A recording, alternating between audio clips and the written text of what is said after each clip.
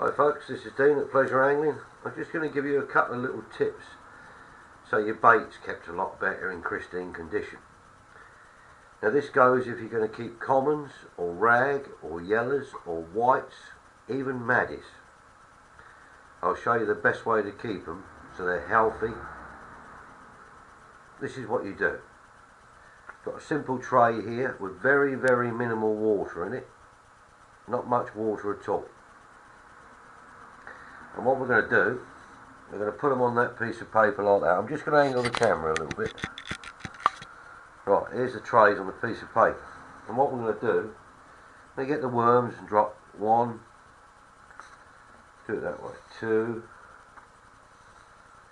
3, 4, 5, 6, 7, 8, 9, 10.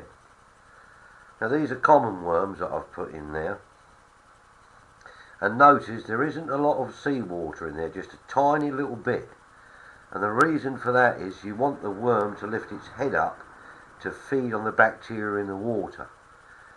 Don't submerge the worm onto the water because it will get idle, and they'll just drink and drink and they just go soft. So you want to put about 10, these are big worms, but 10 big worms to each tray, possibly 15 rag. The same with whites, not too many whites because they're very prone. Once the tails start to go, they'll send a chain reaction, same as any other worm. Maddies, just half a handful if you're going to keep them, but the same, very low concentration of sea water, very minimal in a tray.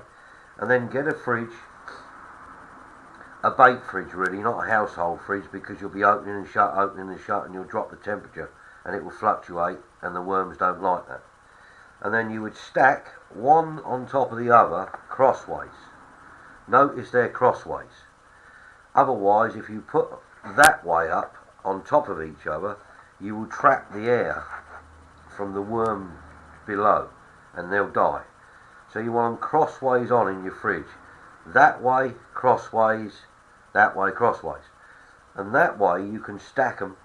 These trays you can buy in Poundland or anywhere like that, very cheap. They are stacking trays, but don't stack them, cross them that way, and your worms will be healthy.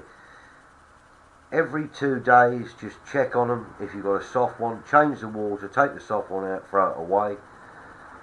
But every 2 days is ample. Don't tamper with them, just leave them in a set temperature in your fridge, and your bait will be absolutely pristine condition. So until the next part, that's all from me.